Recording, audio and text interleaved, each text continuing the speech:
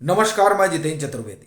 गुजरात में भाजपा ने अपने उम्मीदवारों की पहली सूची जारी कर दी है। पहली इसलिए कह रहा हूं क्योंकि वहां 182 विधानसभा सीटें हैं और उसमें अभी जो भाजपा ने जारी की है उसमें 160 उम्मीदवारों की घोषणा की गई है।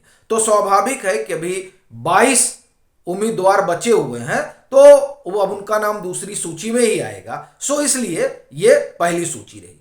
हालांकि ये जो पूरी आप उम्मीदवारों की ये लिस्ट देखेंगे तो इस लिस्ट में भाजपा ने तमाम समीकरण को बड़े करीने से बैठाया है। फिर वो चाहे क्षेत्रगत रहे हों, चाहे वो जातिगत रहे हों और चाहे उपजातिगत रहे हों, इन तमाम बातों को उसमें ध्यान रखा गया। और असल में ये जो है ये विपक्ष के लिए चिंता का सबब बन गया है, ऐसा मालूम पड़ता है। चूंकि वो कोई भी बात जो सत्ता पक्ष के खिलाफ जा सकती थी उसका भाजपा ने पूरा ध्यान रखा है ताकि मौका न दिया जा सके उनका जो अपना मिशन है उस मिशन में सेंधमारी का।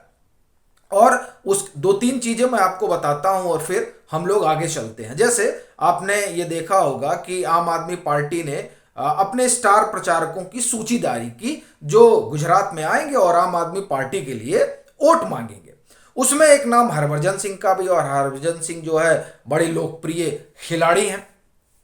अब आप इधर देखिए कि वो गुजरात में आएंगे और आम आदमी पार्टी के लिए प्रचार करेंगे। दूसरी तरफ भाजपा ने रविंद्र जडेजा की पत्नी को यहां टिकट दे दिया। अब स्वाभाविक तौर पर जब उनकी पत्नी को टिकट दिया है तो वह भी जो है चुनाव प्रचार का हिस्सा बनेंगे। तो इस तरीके से आप देखें तो बड़ा चेक एंड बैलेंस हुआ। जैसे मोरबी की घटना जिसको हम लोग कई बार कह चुके हैं वो दुखद है, और प्रशासन शासन उसके लिए जो लोग जिम्मेदार हैं उनकी जवाबदेही तय कर रहा है। लेकिन यहां जो आप ये कहे कि मोरबी के जरिए विपक्ष को ये लगा था कि यहां भाजपा की घेरेबंदी हो सकती है, और भाजपा को भी लगा था कि ये मामला जो है ये उल्टा पड़ सकता है। सो उन्होंने यहां पर बड़ी चतुराई से जिनको कहा जाता है कि उन्होंने अपने जान की परवाह न करते हुए और वहां नदी में कूद कर कई लोगों की जान बचाई थी, उनको जो है वहां से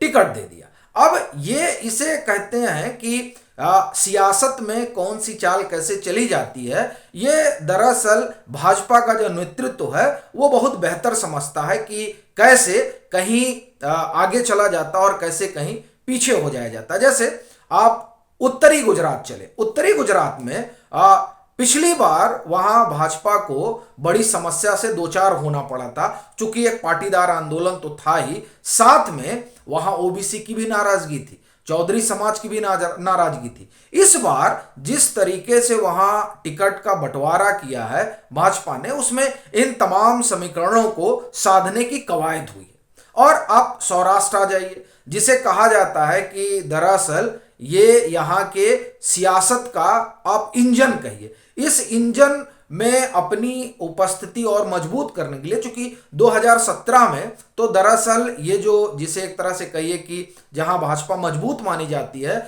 वहां उसकी मजबूती को बड़ा धक्का लग गया था और कांग्रेस ठीक ठाक सीट यहां पर हासिल कर गई थी, और भाजपा जिसका प्रदर्शन यहां बेहतर रहता है वो प्रदर्शन गड़बड़ हो गया था। सो उस लिहाज से भाजपा ने यहां दोबारा अपनी उपस्थिति मजबूती से दर्ज कराने के लिए कई टिकट काटे, और यही काम जो है वो मध्य गुजरात में भी किया और नए चेहरे उतारे गए हैं। हालांकि नए चेहरे उतारने का एक यह भी समीकरण होता है कि दरअसल जो एंटी इनकम्बेंसी है, खासतौर से स्थानीय नेता को लेकर, जो वहां उनके विधायक हैं उनको लेकर, उसको खत्म किया जाए, उसको एलिमिनेट किया जाए। और इस तरह का आप कहिए कि जो प्रोसेस है ये दरअसल भाजपा गुजरात ही नहीं, ये आप देखिए कि जब लोकसभा 2019 के चुनाव हुए थे वहां भी कटे थे। इवन दिल्ली एमसीडी के जब चुनाव हुए थे पिछली बार, तो वहां भी कई सारे नए उम्मीदवार दिए गए थे ताकि जो लोकल जनप्रतिनिधि है उसको लेकर जो एक विरोध है उस विरोध को एक तरीके से खत्म किया जा सके और उसका असर पार्टी पर ना पड़े। तो ये इस तरीके से तमाम चीजें यहां की गई। फिर आप देखिए कि जो जनजातीय बेल्ट में जिस तरह से भाजपा अपनी पैठ बनाने की पूरी कोशिश में लगी हुई है और कहा जा रहा है कि उसमें वो काफी हद तक सफल भी हुई है। खास तौर से ये जो महामहिम अभी जो द्रौपदी मुर्मू हैं, उनको उनको लेकर जिस तरह की वहां मैसेजिंग है जनजातीय समाज में, वो बड़ी मजबूत है।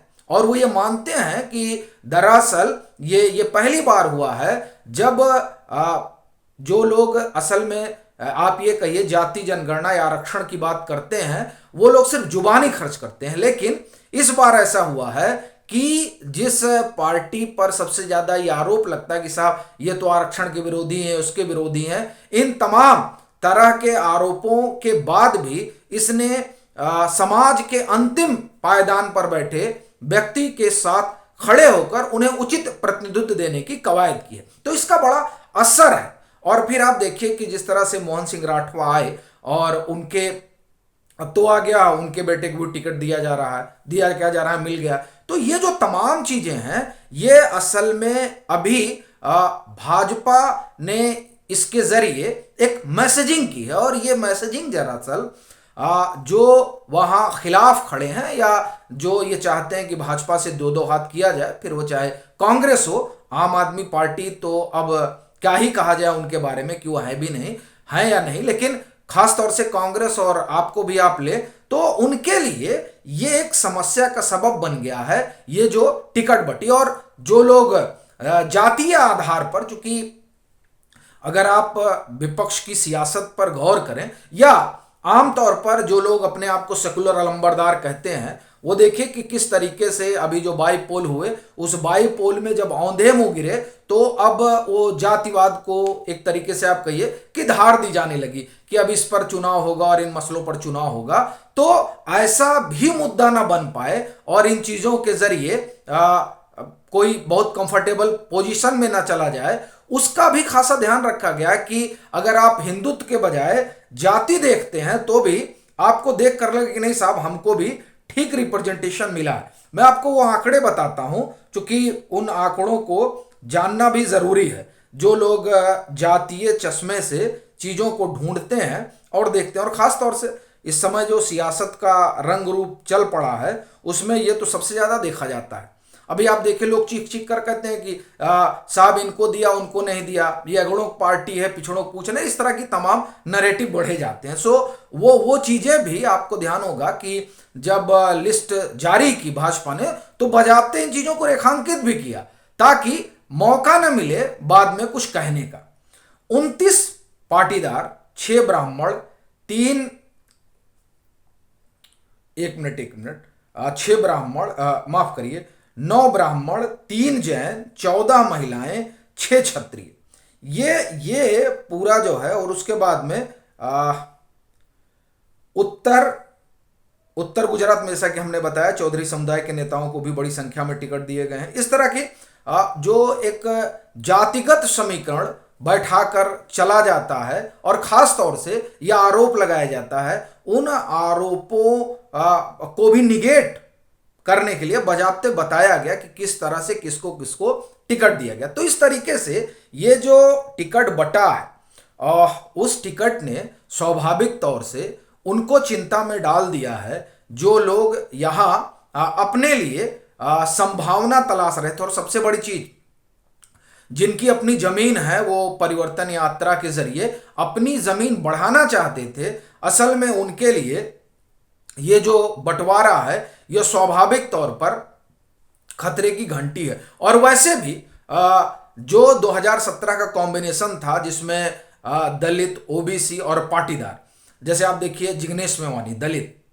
अल्पेश ठाकुर ओबीसी और हार्दिक पटेल पाटीदार, तो अब हार्दिक पटेल और अल्पेश ठाकुर तो भाजपा के पक्ष में ही है। और फिर उस तरह का कोई आंदोलन भी 2017 जैसा 2022 में नजर नहीं आ रहा है। तो अभी का जो पूरा चुनाव है, वो जो फोकस है, वो असल में मोदी बनाम ऑल है।